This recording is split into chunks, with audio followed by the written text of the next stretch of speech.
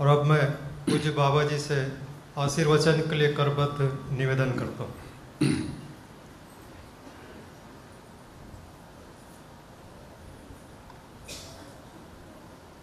हम लोग अपने कीर्तन के साथ कार्य को प्रारंभ करेंगे। नमो शक्ति नमो शक्ति नमो शक्ति नमो शक्ति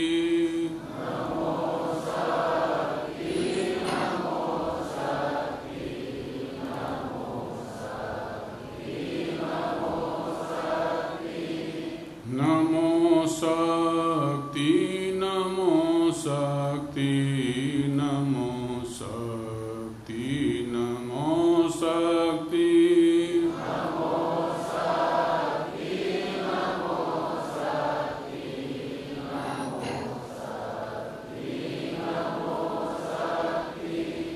नमो काली नमो काली नमो काली नमो काली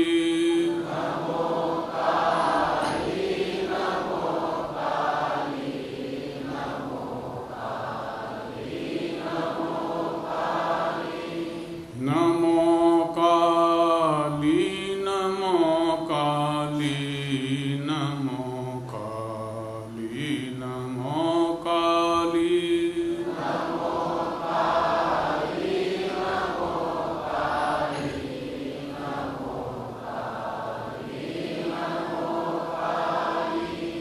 नमो चंडी नमो चंडी नमो चंडी नमो चंडी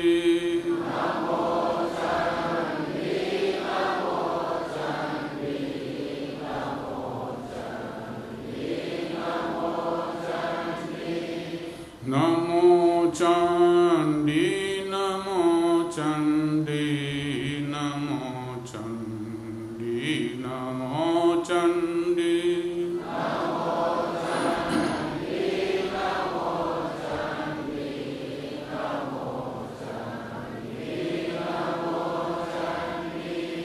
नमो तारा नमो तारा नमो तारा नमो तारा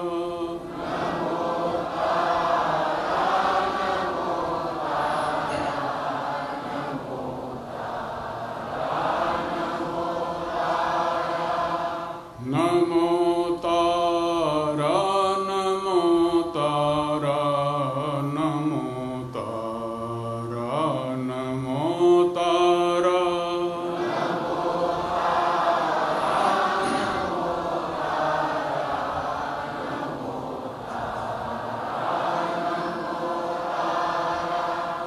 नमो दुर्गे नमो दुर्गे नमो दुर्गे नमो दुर्गे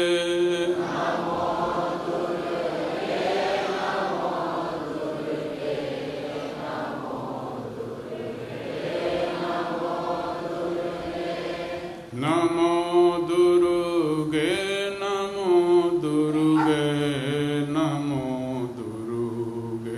नमो दुर्गे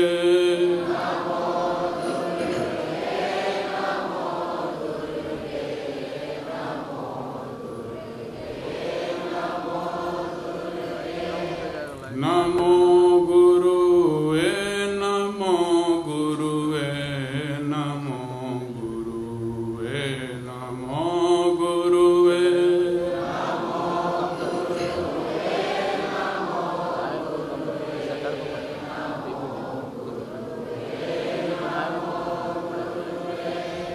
नमो गुरुवे नमो गुरुवे नमो गुरुवे नमो गुरुवे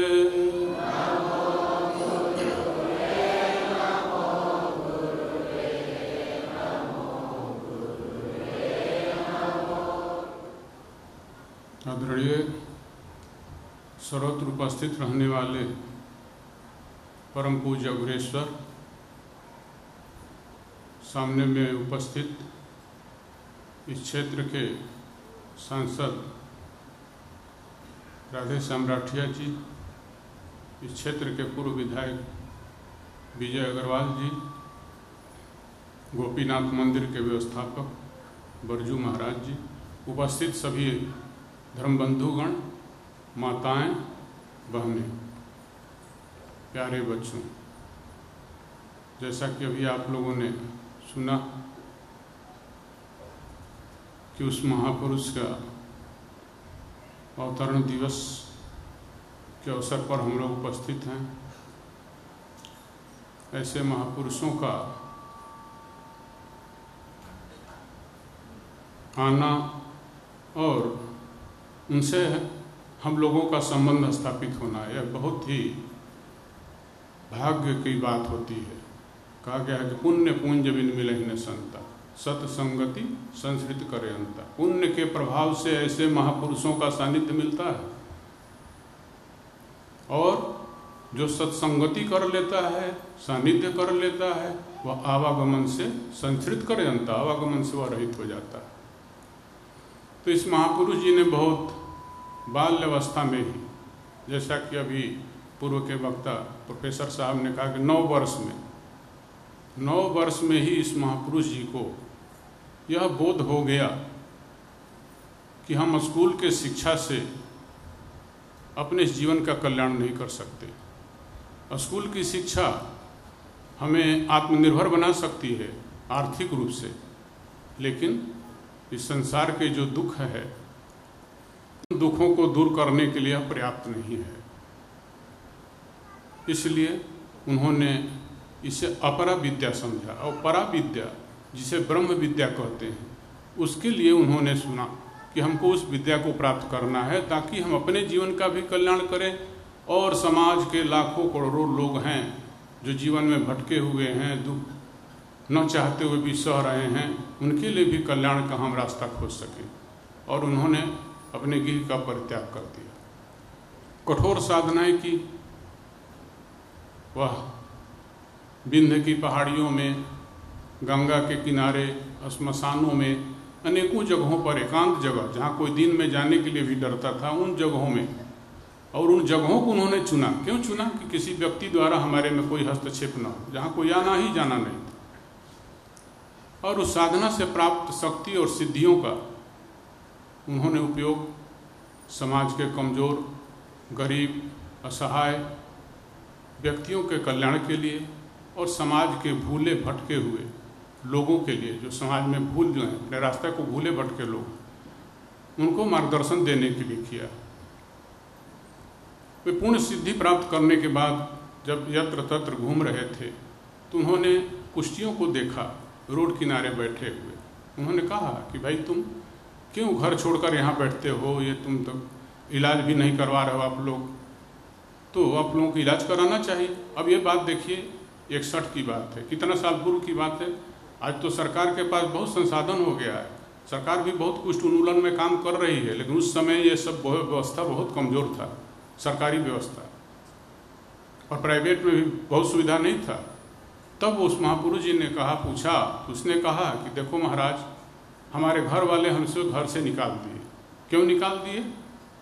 तो अरे हम तो जीवन में बहुत कुछ धन कमाए, खेती बनाए, लोगों को खिलाए, बच्चों को पालन किए, पोषण किए, उनको बड़ा किए, लेकिन जब हमको यह बीमारी हुआ तो उनको लगा कि तुम्हारे माध्यम से हमको भी बीमारी पकड़ लेगा, इसलिए तुम घर से बाहर जाओ।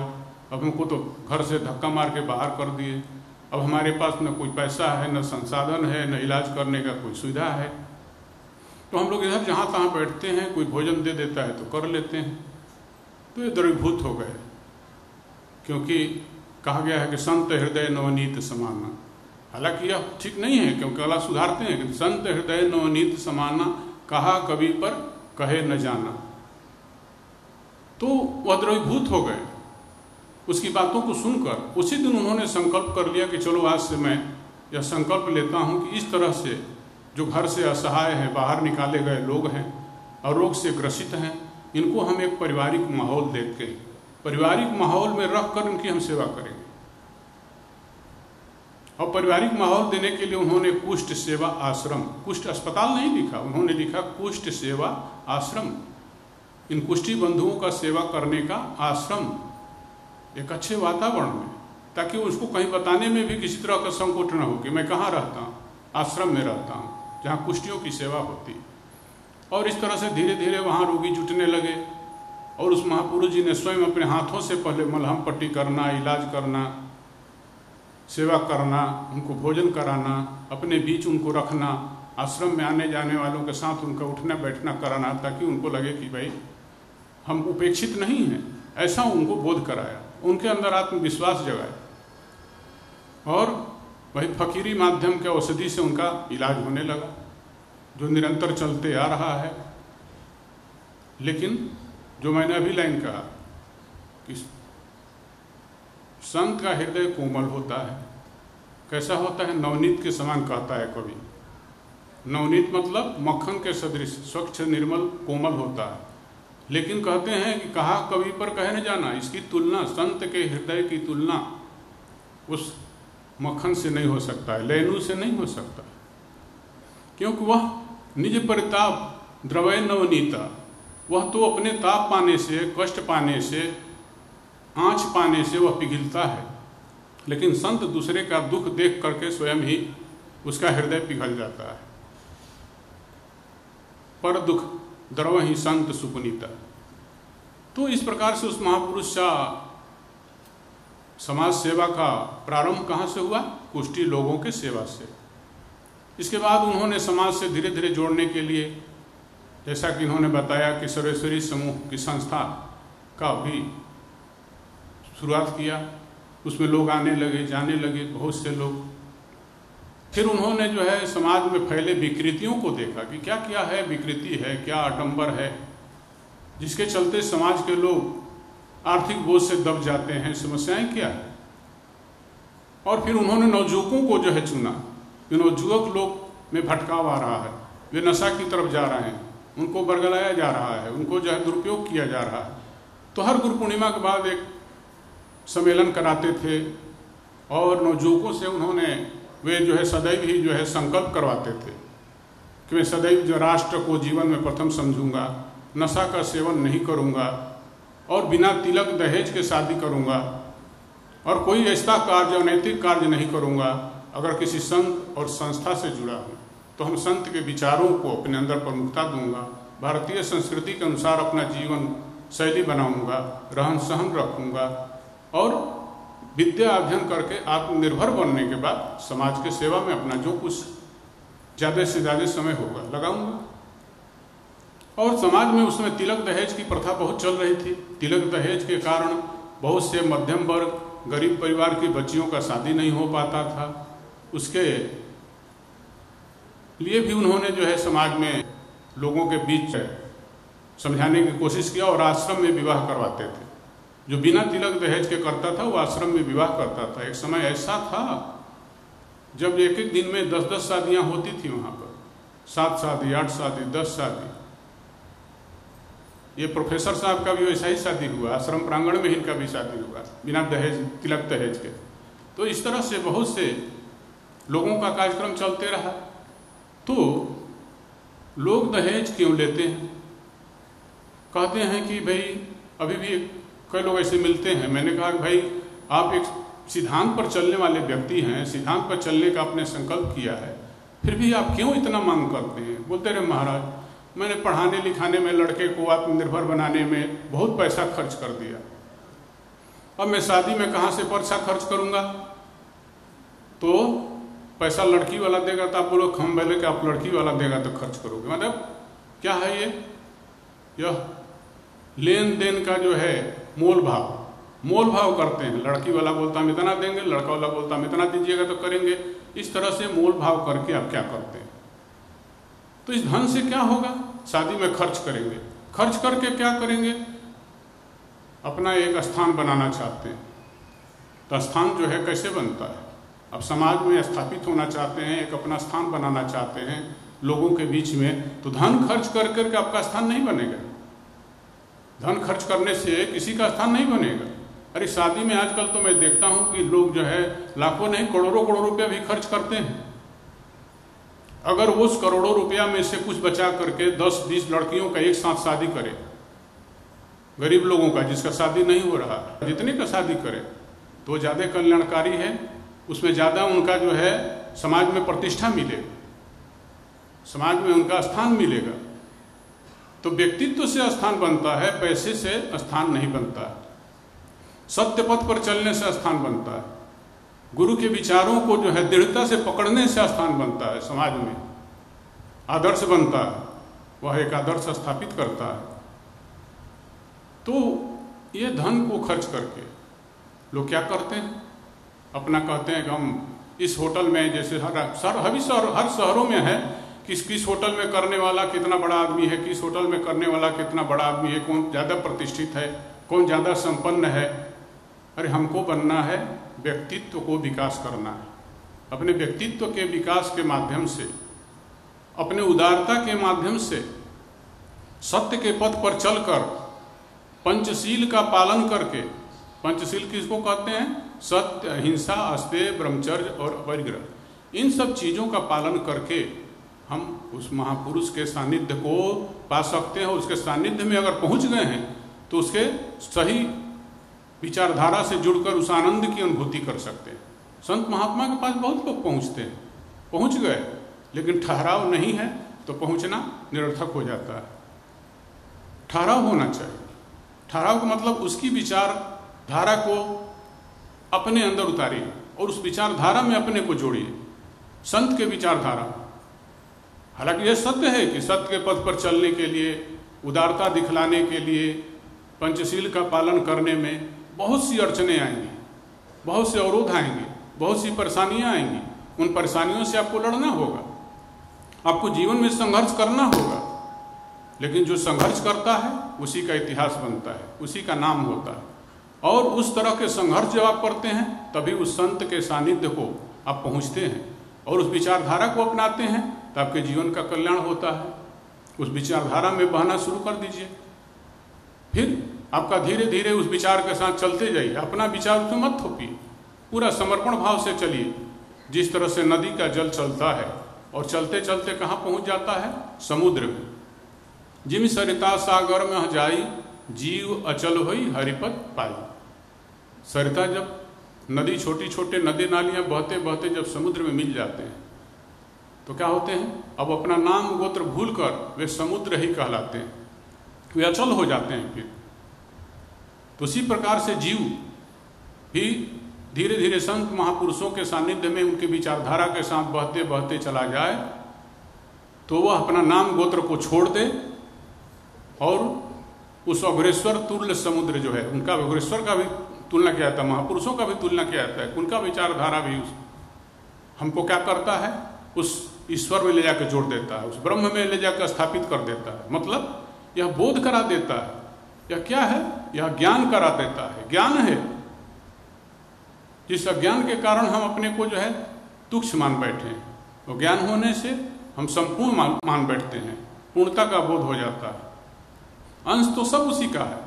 जैसा भी उन्होंने कहा कि ये अंश हैं उनके, हम उनके अंश नहीं हैं, आप सभी उनके अंश हैं, सभी लोग उनके अंश हैं। जो अपने को समझ गया, जो अपने को जान गया कि मैं आत्मा हूँ, उसका जल्दी ज्ञान चक्षु खुल जाता है, उसका दृष्टि बदल जाता है, सबके साथ उसका व्यवहार बदल जाता है, सब उसकी वाणी में मधुरता आ जाती है, वह सबको अपना समझने लगता है। पराया फिर उसको कोई नहीं होता है। फिर समाज में कोई भी भारी नहीं है, वह कहता है सब भाई हैं, सबके प्रति वह भारी नहीं, भाई का भाव हो जाता है। यही अंतर हो जाता है उसको समझ लेने से। तो इस तरह से बहते हुए वह ज्ञान खुल जाता है। तो वो हमको संघर्ष करके क्या करना है, उस विचारधारा में जुड़ना है, उस विचारधारा का ईमानदारी से हमको पालन करना है, तभी होता है। हमें सत्य का ज्ञान हो गया, नहीं तो कहा गया है झूठे सत्य जाहि दुन जाने, जिमि भुजंग बिनु रजु पहचाने, जही जाने जग जाई हेराई, जागे जथा सपन भ्रम जाई। उस सत्य को नहीं जानने से, जो झूठा है असत्य है, वह भी सत्य हमको दिखाई देता है। जिस तरह से रस्सी को नहीं जानने से सर्प दिखाई देता है, वह भ्रांति है लेकिन आपको सत्य दिखाई देता है। और यही जाने जग जाई हेराए, जिसको नहीं जानने से और जान लेने से क्या अंतर होता है? नहीं जानने से इस संसार को आप सत्य मानते हैं, और उसको जान लेने से यह आपके लिए हेरा जाता है, माने यह समाप्त हो जाता है। किस प्रकार? जिस प्रकार से निद्रा से उठते हैं, जागे जथा सपन ब्रह्माय। देखिए, आप रात में सपना देखते हैं और सपन में जब तक रहते हैं उसको आप सत्य समझते हैं। सपन में कभी बहुत बड़ा आदमी बन जाते हैं, कभी बहुत सुख साधन वाले व्यक्ति बन जाते हैं, और कभी गरीब भी बन जाते हैं। लेकिन दोनों का प्रभाव, उस सुख को जो आप अनुभूति कर रहे हैं या सपने में जो दुख की अनुभूति कर रहे हैं, निद्रा खुलते दोनों गायब हो जाता है। कब गायब हो जाता है? जब जग गए तब।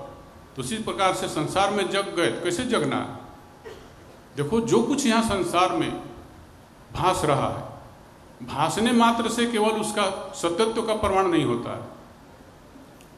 जिस तरह से मैंने कहा कि रज्जु में सर्प भासता है, सुक्ति में रजत भासता है, आकाश में नीलिमा भासता है, यह भासने मात्र से सत्य नहीं है। जब इस भ्रम का अधिष्ठान होता है, उस अधिष्ठान का ज्ञान हो जाने से, उस अधिष्ठान के बोध हो जाने से वह भ्रम मिथ्या साबित हो जाता है, वह सब मिथ्या हो जाता है। लेकिन अधिष्ठान तब, भ्रम तभी होता है जब अधिष्ठान होता है, और भ्रम तो असत्य होता है, लेकिन अधिष्ठान सदैव ही सत्य ही होता है, वह कभी असत्य नहीं होता है। तो इसी प्रकार से इस संसार का भी एक अधिष्ठान है, वह सत्य है, लेकिन हम जो देख रहे हैं वह सर्प के सदृश जो है भ्रांति है हमारा। इसका अधिष्ठान क्या है? ब्रह्म है, आत्मसत्ता है, जो सत्य है, और यह जगत प्रपंच है, यह मिथ्या है। यह कब बोध होता है? जब हम उस अधिष्ठान का बोध करते हैं। अब अधिष्ठान का बोध कैसे होता है? अधिष्ठान का बोध करने के लिए हमें जो है संत महापुरुष के वाणियों को, ऐसे महापुरुषों के सानिध्य में रहने का जो लाभ मिला है, उनसे जो विचारों को आपने सीखा है, सुना है, और नहीं आपने उनसे सीखा, नहीं आप उनसे मिले हैं, तब भी बहुत से विचार हैं, बहुत से साहित्य हैं, उसके माध्यम से हम उन विचारों को जान सकते हैं, उन विचारों को अपने जीवन में ला सकते हैं। तो ऐसे महापुरुषों से कितने लोगों का कैसे कल्याण होता है, इसका तो जो है हम अनुमान ही नहीं लगा सकते हैं। क्योंकि रोज दिन जिसके साथ जो है हजारों लोग मिलते थे, और गरीब से लेकर एक से एक लोग मिलते थे, प्रधानमंत्री, हर प्रकार के लोग मिलने आते थे, मार्गदर्शन लेते थे, और उनके मार्गदर्शन लेने से वे बहुत लोगों का कल्याण भी कर लेते थे। उनका भी विचार बदल जाता था कि नहीं भाई, हमको देश के लिए कुछ करना है और अपना इतिहास बनाना है, तो हमको कुछ करना है। तो उन्होंने बहुत लोगों को ज्ञान देकर, जो समाज से, मुख्य धारा से बिछड़े हुए लोग थे, गलत दिशा में भटके हुए भी लोग थे, वैसे लोगों ने भी अपने जीवन को सुधार लिया। जिनके घर के लोग आकर समस्या करते थे, समाज के लोग भी बोलते थे कि ये व्यक्ति ऐसा है जिससे हम लोग, पूरा गांव क्षेत्र के लोग परेशान हैं। वही व्यक्ति आने लगता था, कुछ दिन तो देखने में लोगों को लगता था यार यह कैसे आ रहा है, इतना गलत आदमी। अरे भगवान बुद्ध के पास अंगुलीमाल भी जाता था, अंगुलीमाल भी नाम सुनने से एक राज्य के लोग थर्रा जाते थे, लेकिन भगवान बुद्ध के सामने उसका पाला पड़ा, वह सब कुछ परित्याग कर दिया, अहिंसक हो गया। तो जो अहिंसक व्यक्ति होता है, जो संत महापुरुष उस स्थिति में पहुंचा हुआ होता है, किस स्थिति में? जिसको संज्ञा शून्य स्थिति बोलते हैं। यह करोड़ों में किसी एक को ऐसा होता है। ऐसे महापुरुष जी थे, संज्ञा शून्य स्थिति में रहने वाले महापुरुष। इस महापुरुष के सानिध्य में आते के साथ हर किसी के अंदर बदलाव शुरू हो जाता था। सामने बैठने से ही उसके अंदर यह ज्ञान होने लगता था कि मैं कहीं अलग जगह बैठा हूँ, और उसके अंदर में अच्छी विचार, अच्छी भावनाएं उदय होने लगती थी। और धीरे धीरे वह बार बार आते जाते वह व्यक्ति ऐसा बदल गया कि क्षेत्र वाले भी उसकी प्रशंसा करने लगे। कह रहे भाई, इससे तो हम लोग परेशान थे, लेकिन यह व्यक्ति इतनी बदलाव हो गया इसमें कि यह समाज के लोगों को घूम घूम कर मदद करता है, किसी के परेशानी में, किसी के दुख में, किसी के शादी विवाह में कुछ नहीं है तो उसको पैसा देने लगा, सामान देने लगा, किसी को अन्य तरह के सहयोग करने लगते। तो ऐसे ऐसे अनगिनत लोग थे जिनका हम नाम नहीं बता सकते, लेकिन हम लोगों ने जीवन में ऐसा देखा है 10, 20, 50, 100 लोगों को कि उनके जीवन में इतना बदलाव आया कि वो प्रशंसनीय हो गए। जो समाज में निंदनीय थे वो क्या हो गए? प्रशंसनीय हो गए। और महापुरुष जी कहते भी थे कि देखो इस समाज में कोई भी ऐसा चीज नहीं है, कोई ऐसा वस्तु नहीं है जो सिर्फ निंदनीय हो। एक दृष्टि से उसको आप निंदनीय सोच सकते हो, लेकिन दूसरा दृष्टि उसमें निकालो, उसके अंदर में गुण भी है। अरे आप समाज के लोग सबसे निकृष्ट चीज किसको समझते हैं? आप समझते हैं विष्ठा को, विष्ठा को सबसे खराब समझते हैं। लेकिन वह क्या है? वह जो है उसको खेत में डाल देते हैं, उसको किसी फूल पौधे में डाल देते हैं तो उसके लिए उर्वरक का काम करता है वह, है जिसे गोबर कहते हैं या मल मूत्र कहते हैं। तो वह मल भी आपका उसके लिए क्या हो जाता है? बल हो जाता है। किसके लिए बल हो जाता है? उस वृक्ष लताओं के लिए, वनस्पतियों के लिए। जो वनस्पतियां आपको औषधि देती हैं, अन्न देती हैं, जिससे हमारा मनुष्य जीवन चलता है, अन्य जोनि के लोग भी उससे अपना जीवन जीते हैं। तो क्या हुआ उसमें? बोले इसको तुम जो है निकृष्ट दृष्टि से देख रहे हो, वह तो जो है शक्ति है, उसमें भी शक्ति है। उस शक्ति का सही जगह सदुपयोग करो, उस शक्ति का जो है सही जगह सदुपयोग करोगे तो उससे जो है विकास होगा, उन्नति होगा, उत्पादन क्षमता बढ़ेगा, फल फूल बढ़ेंगे, वृक्ष लताएं बढ़ेंगे, हरियाली बढ़ेगा, पर्यावरण होगा समाप्त। पर्यावरण पर भी उनका बहुत बड़ा सोच था। वृक्ष लगाओ अपने बूढ़े बुजुर्गों को, अभी सरकार बोल रही है, लेकिन वो महापुरुष जी ने कब बोला? 70-75 में, सन 1970-75 में उन्होंने वृक्षारोपण पर कहा कि आप अपने बूढ़ों बुजुर्गों के नाम पर 5-5 वृक्ष लगाइए। उतना पहले उन्होंने संदेश दिया। अब बहुत से लोग लगाते भी आ रहे हैं, बहुत से लोगों ने बाग बगीचा लगा दिया, आश्रम में भी वृक्ष लताएं इतना दिख रहा है उसी महापुरुष का। यह भी उपदेश का प्रभाव है। तो महापुरुषों के साथ में रहने से, उनके विचारों को सुनने से, उनके साथ समय व्यतीत करने से, न चाहते हुए भी धीरे धीरे, जिस तरह से चुंबकीय क्षेत्र में लोहा जाता है तो कि उसके अंदर भी चुंबकीय गुण आ जाता है, लेकिन वह लोहा में ही आता है। अगर लोहा बन के जाता है और वह सोना बन के जाए, वह चांदी बन के जाए, तो उसके अंदर में गुण नहीं आएगा। तो हमको संत से लाभ उठाना है तो हमको उस गुण धर्म में परिवर्तित करना होगा। जैसे लोहा चुंबक के नज़दीक जाकर उसका लाभ उठाता है, तो उसी तरह से हमको एक मनुष्य बन के हम किसी संत के यहाँ जाते हैं, महापुरुष के यहाँ जाते हैं, उसके विचारधारा को सुनते हैं, अपनाते हैं, तो हमारे जीवन में बहुत बड़ा बदलाव आता है। और नहीं तो फिर क्या है? मनुष्य और पशु में क्या अंतर होता है? देखिए, हम लोग विचार करके देखते हैं कि मनुष्य और पशु में क्या अंतर होता है। मनुष्य को कोई प्रताड़ित करता है, परेशान करता है, तो वह पूछता है, चिल्लाता है कि हमें क्यों भाई परेशान किया जा रहा है, हमें क्यों प्रताड़ित किया जा रहा है, हमें क्यों मारा जा रहा है।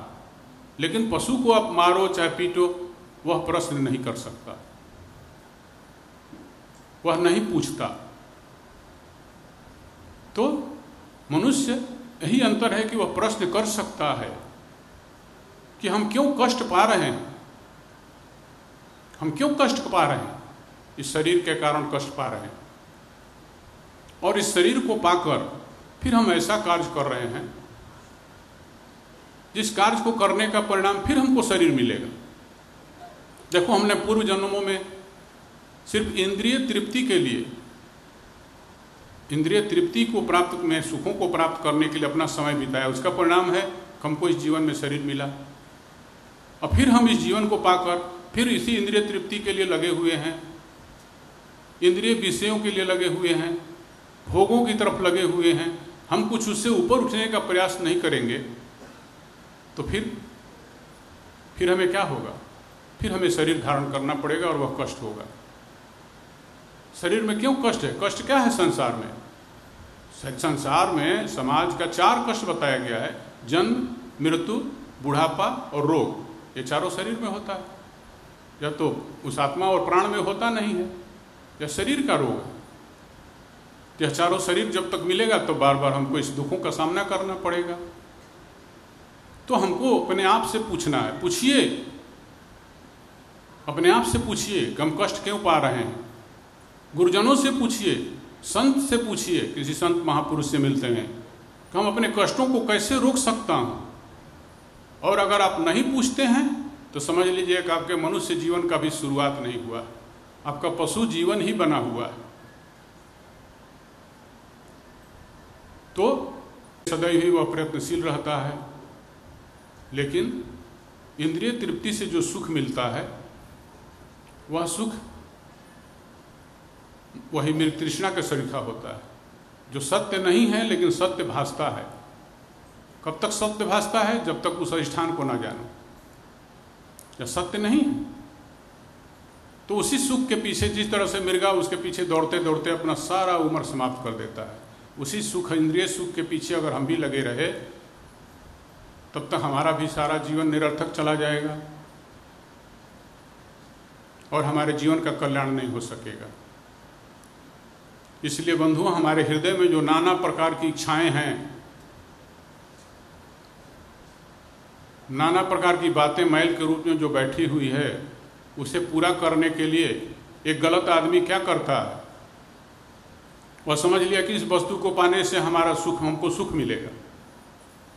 तो उस वस्तु को पाने के लिए जानते हुए कि हम जो कर्म करने जा रहे हैं, हम जो आगे करने जा रहे हैं, वह गलत है, नियम विरुद्ध है, और नियम विरुद्ध हम काम करेंगे, कानून विरुद्ध काम करेंगे तो हमको पुलिस पकड़ सकती है, हमको पीट सकती है, जेल भी हो सकता है, हमारा समाज में कलंक भी हमको मिल सकता है, समाज में हमारी बेइज्जती भी हो सकती है। फिर भी वह जान हथेली पर लेकर उस काम को करता है। क्यों करता है? इसलिए कि उसके अंदर में वह मैल बैठा है, जो इंद्रियां उसको दबाव इतनी बना देती है कि न चाहते हुए भी वह एकदम विवश होकर वह काम कर लेता है। इसलिए हमें पहला कर्तव्य है कि हमारे अंदर से उन नाना प्रकार की इच्छाओं को दूर करना चाहिए, अपने इंद्रियों को नियंत्रित करना चाहिए। इंद्रिय नियंत्रित होगा तभी मन हमारे अनुकूल होगा, और मन अनुकूल नहीं होगा, इंद्रियां बाहर की तरफ जाएंगी। उनकी प्रवृत्ति बन चुकी है कि बाहर विषयों की तरफ वह भक्ति है। अगर अंदर की तरफ वो हो जाए तो हमें अपने स्वरूप का बोध हो सकता है, लेकिन इसमें इंद्रियां हमारा साथ नहीं देती हैं। इसी का अभ्यास करना है कि हम अपने इंद्रियों को बार बार रोकने की अभ्यास करें कि इंद्रिय हमारा साथ दे, नियंत्रित हो, मन हमारे अनुकूल हो, वशीभूत हो, और हम ध्यानस्थ होकर बैठें तो हमारे अभ्यंतर की तरफ हमारा सोच हो, तभी हम उस प्राण को समझ सकते हैं। और प्राण की उपासना सर्वोत्तम होता है, और इस अघोर में प्राण का उपासना होता है। इसीलिए इस अघोर को भी कहा गया कि जो घोर ना हो, कठिन ना हो, सरल हो, सहज हो। तो उस महापुरुष जी ने यह भी एक किया कि इस अघोर परंपरा को कहा गया, इसलिए कि उनका नाम दिया गया है कि एक अवघड़ लीक से हटकर। तो जो इस अघोर परंपरा में बहुत सी चीज़ें थी जो आज सामाजिक हिसाब से ठीक नहीं था, उसको उन्होंने इसे निकाल बाहर किया। जैसे नशा, पहले लोग नशा का सेवन करते थे, नशा को उन्होंने बिल्कुल इसमें से बाहर किया ताकि हमारी आने वाली पीढ़ी उससे ग्रसित न हो। अघोर, अब इसमें परंपरा में जितने भी आश्रम हैं, बिल्कुल यहाँ नशा का कोई स्थान नहीं। हालांकि समाज में लोग प्रचारित करते हैं, लेकिन सत्य यह है कि यहाँ बिल्कुल नहीं, किसी उन चीज़ों का उपयोग नहीं है जिसे वे लोग समझते हैं कि अवघड़ लोग इसका उपयोग करते हैं। लेकिन हम लोग तो भाई इतना दिन हो गया, कम से कम उस महापुरुष के साथ जुड़े और आज तक जोड़ लीजिए, कितना वर्षों में कभी भी हमने नहीं समझा कि नशा क्या होता है। न मैंने नशा का पान किया है, न मैंने नशा को चखा है, किसी भी प्रकार की नशा, चाहे बीड़ी सिगरेट से लेकर दारू तक जिसको कहते हैं, शराब तक जिसको कहते हैं। अभी हम लोग एक पंपलेट छपवाए हैं, उसका नाम क्या है? नशा की परिणति, शराब की परिणति, अर्थी और कफन। अभी ये पंपलेट आज बंट भी रहा। उस महागुरेश्वर महाप्रभु ने एक दृष्टांत के माध्यम से समझाया है कि शराब की परिणति क्या होता है, अर्थी और कफन होता है। एक कहानी लिखा हुआ है उसमें, पंपलेट शायद आप लोगों को नहीं मिला हुआ तो आप ले भी सकते हैं। तो ये जो है, यह अघोर का उन्होंने परिवर्तन किया और श्मशान विहित साधना को आश्रम विहित बनाया। जिस साधना के लिए श्मशान जाते थे वास्तव में बैठ करके उस साधना को कर सकते हैं। यही नहीं, उस महापुरुष जी ने कितने श्मशानों को किलित कर दिया ताकि उसको दुरुपयोग कोई ना करे। अभी भी बहुत से लोग दुरुपयोग करते हैं कि जाकर के वहाँ बैठ गए, कुछ कुछ अपने दिखाते हैं और उसको जो है प्रचारित करते हैं कि हाँ यही हम असली अवगढ़ हैं, लेकिन अवगढ़ का स्वरूप नहीं है। आज बहुत समाज में करते हैं, उस रूप को धारण करके लोगों को डराते हैं, लोगों से पैठा ऐंठ लेते हैं, किसी को कुछ कर देते हैं, किसी को कुछ दिखा देते हैं। यह सब अंधविश्वास पैदा नहीं करना। अंधविश्वास के विरुद्ध भी उन्होंने कहा कि काम करो, कि लोगों के बीच नहीं होना चाहिए। अवगढ़ किसी गांव गांव घूमकर, घर घर घूमकर किसी से पैसा वसूली नहीं करता है। अगर वह जाता भी है तो भिक्षाटन करता है, बस बना हुआ कोई भिक्षा मांगता है, रोटी मांग ले, बना हुआ चावल मांग ले, या जो भी आहार मिल जाए उसी को ग्रहण करता है। तो ये सब समाज में बहुत सी विकृतियां थी उस समय, जिसको उन्होंने दूर करके साफ सुथरा एक समाज बनाया। यही कारण है कि आज इस परंपरा में जुड़ने के लिए, अघोर आश्रमों से जुड़ने के लिए दृष्टिगोचर हो रहे हैं और जुड़ते जा रहे हैं। देख रहे हैं कि यहाँ जुड़ने के बाद यहाँ तो बहुत एक अच्छा मार्गदर्शन मिलता है, एक सही दिशा मिलता है, कोई इसी तरह का किसी तरह का कोई कमजोरी नहीं है। तो सत्य के पथ पर चलकर हम अपने जीवन का कल्याण कर सकते हैं। तो महापुरुष जी का जीवन भर का जो संदेश है कि पंचशील का तुम पालन करो, पंचशील का पालन करके देखो, सत्य के पथ पर चलकर अपने ही, आप पुराना इतिहास में देखिए कि राजा हरिश्चंद्र ने सिर्फ सत्य पर पालन करने का शपथ किया और उसका परिणाम क्या हुआ? जीवन में संघर्ष हुआ, कठिनाइयाँ आई बहुत तरह की, लेकिन श्मशान में भगवान को उनको दर्शन देना पड़ा। श्मशान में भगवान को दर्शन देना पड़ा। तो कोई भी एक हम संकल्प जीवन में कर लें, किसका हम पालन करेंगे, तो हमारा जीवन का कल्याण हो सकता है और हम आवागमन से रहित हो सकते हैं। और इस संसार में उस प्रभु की सत्ता कण कण में होते हुए भी हमको दिखाई नहीं देता है। क्यों नहीं दिखाई देता? इसलिए कि हमारे पास दृष्टि नहीं है कि वह ब्रह्म है, उसकी सत्ता है, लेकिन वह दृष्टिगोचर नहीं हो रहा। जिस तरह से मिट्टी है, मिट्टी का घड़ा बना हुआ है, मिट्टी का घड़ा बना हुआ है, घड़े में मिट्टी दिखाई देता है लेकिन कुंभकार दिखाई नहीं देता। वह कुंभकार कहाँ है? वह कला के रूप में है, सत्ता के रूप में नहीं है, लेकिन वह कला के रूप में वहाँ उपस्थित है। क्योंकि भाई मिट्टी है या घड़ा बना तो कैसे बना? किसी ने बनाया, वह कुंभकार ने बनाया। उसी प्रकार से यह सृष्टि है और यह दिख रहा, भास रहा है, तो इसका कोई ना कोई अधिष्ठान होना चाहिए। तो इसका अधिष्ठान है, कौन है? वह ब्रह्म है, वह ईश्वर है और वही सर्वव्यापी है। उसी के ऊपर यह जगत जो है प्रतिभाषित हो रहा है। हमारे जीवन में हम जीवन का कल्याण करना चाहते हैं, तो हमारा मनुष्य जीवन क्या है कि हम प्रश्न पूछें, अपने आप से पूछें, किसी संत से पूछें। क्या पूछें? कि हम कष्ट को कैसे रोकेंगे, तभी हमारा मनुष्य जीवन का शुरुआत होगा। और मनुष्य जीवन की हमारे शुरुआत होगा तो हम मनुष्य के माध्यम से, उस साधना के माध्यम से, उस भजन के माध्यम से हम अपना जीवन का कल्याण कर सकते हैं। महापुरुष के विचारों के माध्यम से, उनके दिशा निर्देशों में चलकर हम अपने जीवन का कल्याण कर सकते हैं।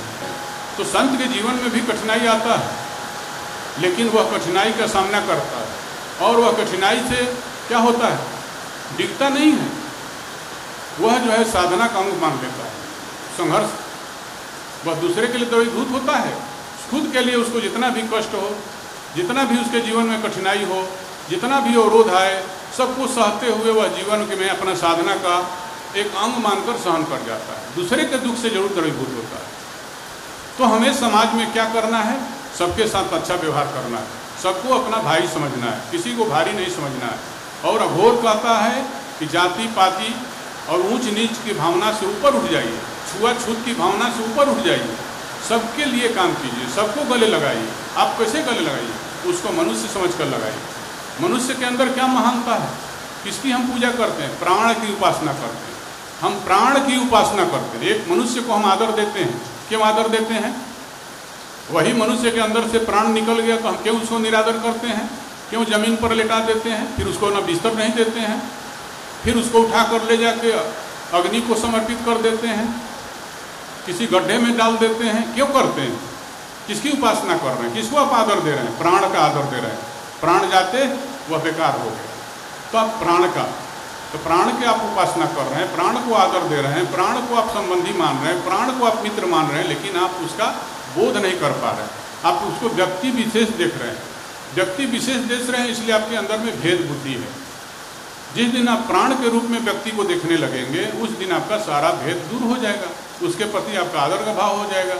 हम तो इसके प्राण इसके अंदर में है, और प्राण का ही सब जगह आदर होता है। किसी मंदिर में बैठे हुए देवता का भी आदर इसलिए होता है कि उसमें प्राण प्रतिष्ठा है। प्राण प्रतिष्ठा जब तक नहीं रहता है, उसी मूर्ति का अनादर करते हैं। बाहर रखा रहता है, कपड़े में बंधा रहता है, लोग जूता चप्पल लगाकर वहाँ से घूमते हैं, लेकिन उस मूर्ति को अगर मंदिर में रख दिए तभी लोग पूजा है। यहाँ पर रेडियो है, उसको आप बटन दबाते हैं और किसी जगह दिल्ली के किसी स्टेशन से जुड़ जाते हैं। कैसे जुड़ गए? उस यंत्र को ठीक करके, उस यंत्र में यह इतनी सामर्थ्य है कि वह उसको पकड़ लेता है, वह स्टेशन पकड़ लेता है, और वहाँ से जो कुछ भी बोला जाता है आप सुन सकते हैं बिना गए दिल्ली से क्या बात हो रहा। तो इसी प्रकार से परमात्मा ने यह जो यंत्र दिया है, इस यंत्र में इतनी शक्ति है, इसमें जो स्थापना किया है वो प्राण का स्थापना किया है, वह स्वयं स्थापित हो गया है भी कह सकते हैं। तो उसको आपको जानना है, इस यंत्र में आपको समाहित होना पड़ेगा और इस यंत्र को उस यंत्र से जोड़ने का अभ्यास करना है, ताकि दोनों स्टेशन एक साथ जुड़ जाए, तो आपको सब कुछ बोध हो जाएगा, सब कुछ आप जान जाएंगे। और जिस दिन जानेंगे उस दिन सारे समस्या का अंत हो जाएगा। तो हम देखो, दूसरे का अनादर नहीं करना है, सबको प्राण के रूप में समझते हुए सबका आदर करना है, और प्राण को जानने के लिए श्वास का ध्यान करना है। किसका ध्यान करना है? अपने श्वास का। ज़्यादा से ज़्यादा अपने श्वास का ध्यान कीजिए, देखिए आपके अंदर बहुत परिवर्तन आएगा। प्रतिदिन 5 मिनट 10 मिनट बैठिए, किसी रूप किसी आकृति का ध्यान मत कीजिए, क्योंकि जो रूप और आकृति है वह सत्य नहीं है। मैं बता दिया, वह नाम और रूप है। नाम है कि फलाना नाम, रूप है यह रूप, और नाम रूप तो बिगड़ने वाला है, वह बिगड़ जाता है, लेकिन उसके अंदर में जो है वह सत्य है। वह कौन है? ब्रह्म है, वह आत्मा है, या वह प्राण है। प्राणों का प्राण भी कहते हैं आत्मा को। तो उसको जानने की कोशिश आप जब कर लेंगे, उसको जब समझने की कोशिश करेंगे, तो उसको श्वास के माध्यम से, जो श्वास आ रहा है जा रहा है, यह बोध कराता है कि इसमें प्राण है, और श्वास के माध्यम से हम प्राण तक पहुंचने की कोशिश करें तो हमारा संपर्क उससे जुड़ सकता है। इसलिए श्वास का ध्यान कीजिए। आप किसी नाम रूप का ध्यान करेंगे तो बहुत समय लगेगा, फिर उसके अंदर घुसेंगे तब आपको बोध होगा। तो यह नाम रूप माया है, इसलिए कहा गया कि गो गोचर जहाँ लग मन जाई, सो सब माया जानो भाई। जहाँ तक गो मतलब इंद्रियां, गोचर माने दृष्टि, जहाँ तक जाती है सब माया है, और उसके पीछे जो ढका हुआ है वह सत्य है। तो इस शरीर के अंदर जो ढका हुआ है, जिसके कारण यह शरीर काम करता है, और जिस दिन वह निकलता है, या कितना बलवान शरीर हो, धराशायी हो जाता है। तो महत्व किसका हुआ? प्राण का। इसलिए प्राण को जानने की कोशिश करना है, प्राण की उपासना करना है। प्राण की उपासना यही है कि हम जो संत लोग बताए हैं उस मार्ग पर चलकर उसका ध्यान करें और उसका आदर करें, निरादर न करें।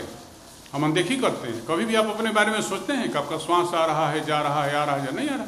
सत्य है, घटित हो रहा है, लेकिन आप भगवान को दूसरे तरफ ढूंढने की कोशिश करते हैं, किसी रंग रूप वाला ढूंढने की कोशिश करते हैं, किसी आकार वाला ढूंढने की कोशिश करते हैं।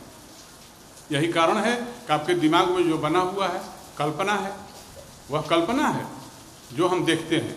जिस महापुरुष ने उस भगवान का बोध किया, उसने कोई उसकी आकार आकृति नहीं बनाया, और जिसने आकृति बनाया है किसी भी रूप में, चाहे उसको कितना हाथ वाले बनाए चाहे कितना बनाए, उसने उसके सत्य रूप का बोध नहीं किया।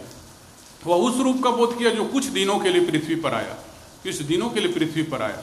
जिस तरह से माँ कितनी करुणा वाली है, दया वाली है, लेकिन हम माँ के हाथ में तलवार दिखाते हैं, हम बर्छी दिखाते हैं, हम ढाल दिखाते हैं, हम कटार दिखाते हैं। क्यों?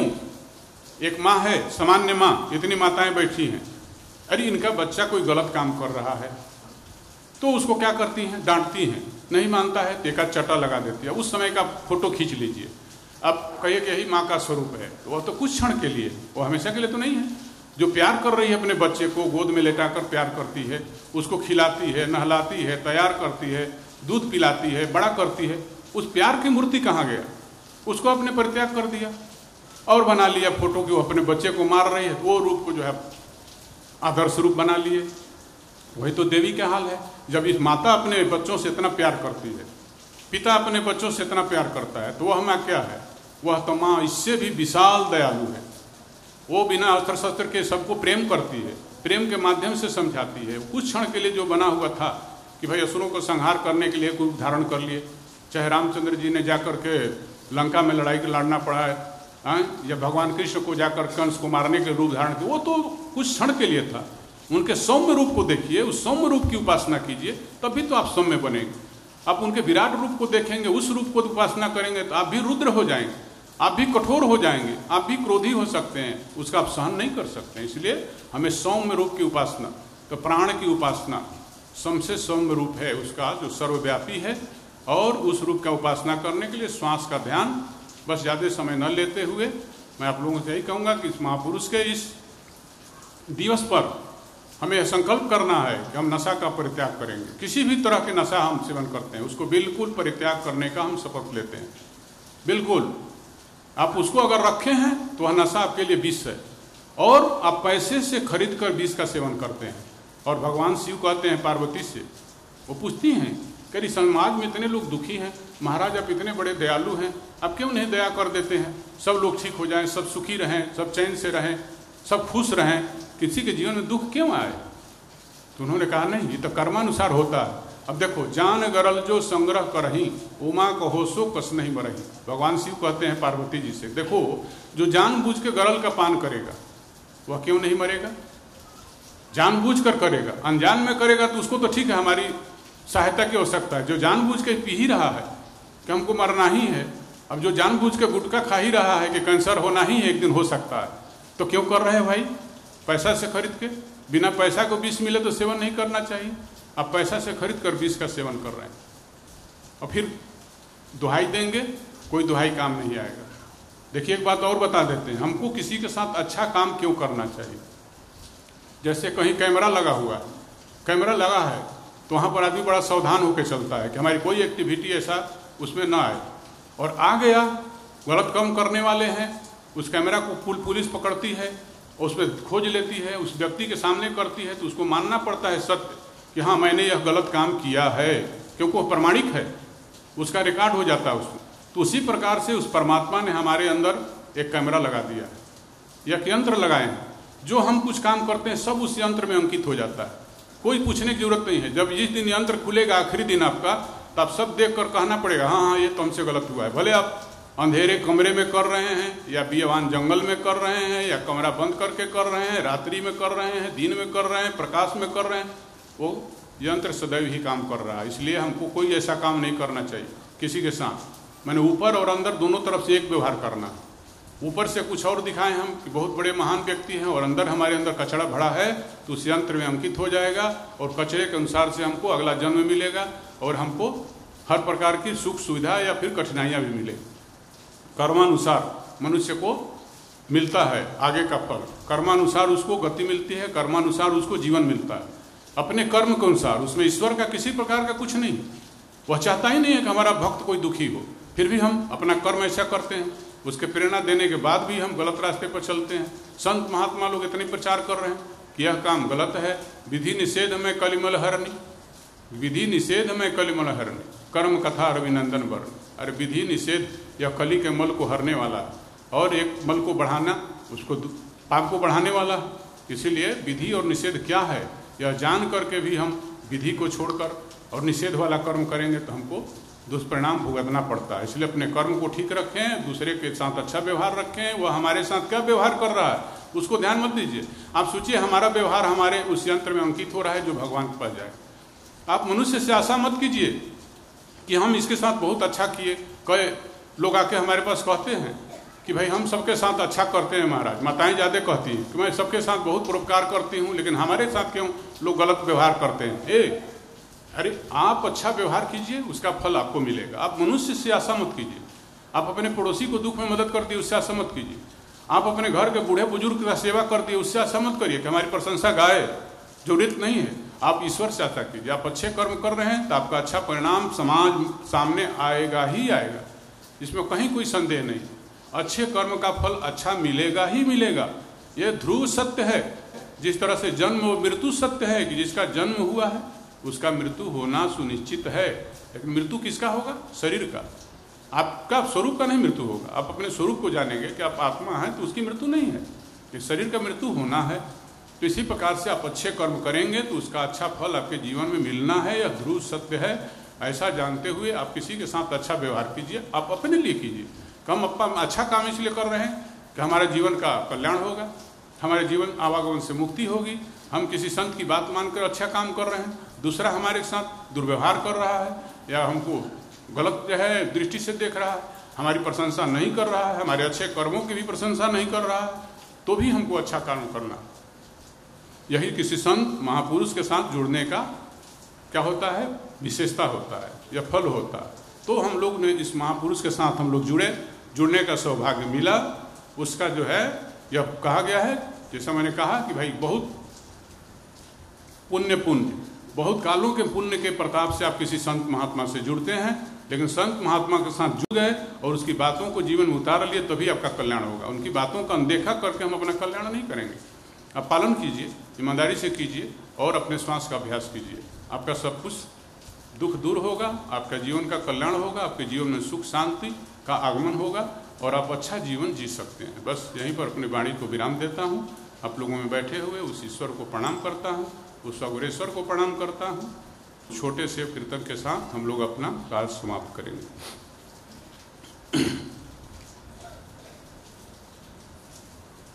स्वात्मा राम आत्मा राम आत्मा राम आत्मा राम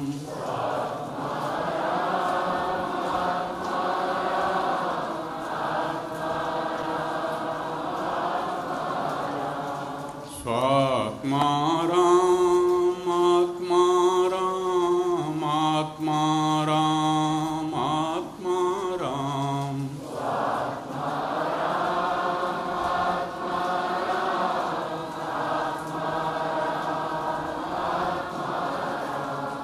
स्वात्मा राम आत्मा राम आत्मा राम आत्मा राम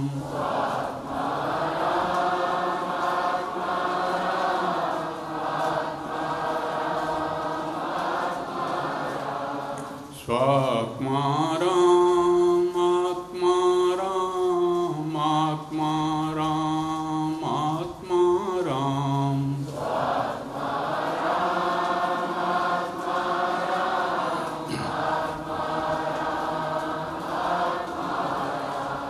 स्वात्मा राम आत्मा राम आत्मा राम आत्मा राम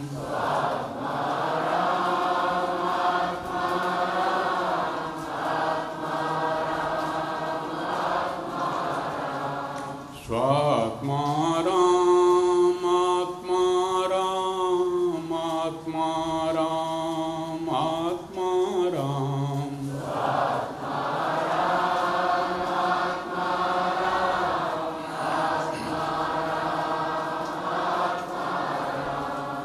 स्वात्मा राम आत्मा राम आत्मा राम आत्मा राम